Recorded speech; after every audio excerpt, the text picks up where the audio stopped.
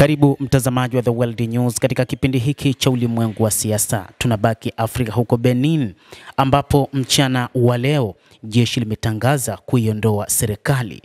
Wanajeshi wa Benin wamedai kumuondoa rais madarakani ambapo walidai kupitia runinga ya taifa siku ya leo ya Jumapili katika majira ya mchana wa saa 7 kwamba wamemuondoa Patrice Talon madarakani kama rais wa Jamhuri ya taifa hilo la Benin. Wanajeshi nchini Benin wametangaza kuwa wamemuondoa rais huyo madarakani, ingawa wasaidizi wake walisema yuko salama na jeshi lilikuwa likipata udhibiti kwa mara nyingine tena. Wanajeshi hao waliojiita kamati ya kijeshi ya ujenzi mpya walisema kupitia televisheni ya serikali kwamba walikutana na kuamua Bwana Patrick Talon aondolewe ofisini kama rais wa Jamhuri ya watu wa Benin. Tangazo hilo linafuatia mapinduzi mawili nchini Madagascar na Guinea-Bissau katika muda wa mwezi mmoja uliopita. Benin inapakana kaskazini na Niger na Burkina Faso ambazo pia zimeshuhudia unyakuzi wa kijeshi.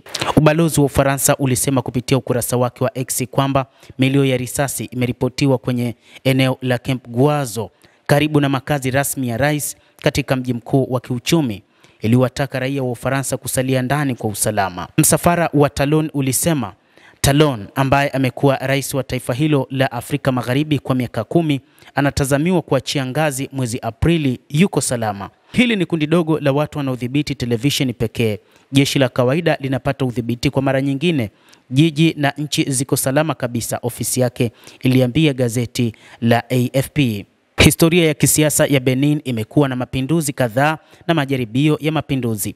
Talon aliingia madarakani mwaka 2016, anatarajia kufikia mwisho wa muhula wake wa pili mnamo mwaka 2026, kiwango cha juu kinachoruhusiwa na katiba. Chama kikuu cha upinzani kimeondolewa kwenye kinyang'anyiro cha kumrithi na badala yake chama tawala kitapigania madaraka dhidi yake kinachoitwa upinzani wa wastani. Talon, mfanyabiashara wa zamani mwenye umri wa miaka 67, anaitwa mfalme wa pamba, amesifiwa kwa kuleta maendeleo ya kiuchumi nchini Benin, lakini kwa mara anashutumiwa na wakosoaji wake kwa ubabe uliopitiliza katika taifa hilo. Waziri wa mambo ya nje wa Benin, Shegun Adjad Bakar, aliliambia shirika la habari la Reuters kwamba kuna jaribio la mapinduzi lakini hali imedhibitiwa na kwamba sehemu kubwa ya jeshi la walinzi wa taifa hilo bado ni watiifu kwa rais na wanadhibiti hali hiyo. Kwa upande wa waziri wa fedha wa Benin, alisema kuwa hali imedhibitiwa, waasi wamejificha na tutawaondoa, lakini bado haijaisha, tuko salama.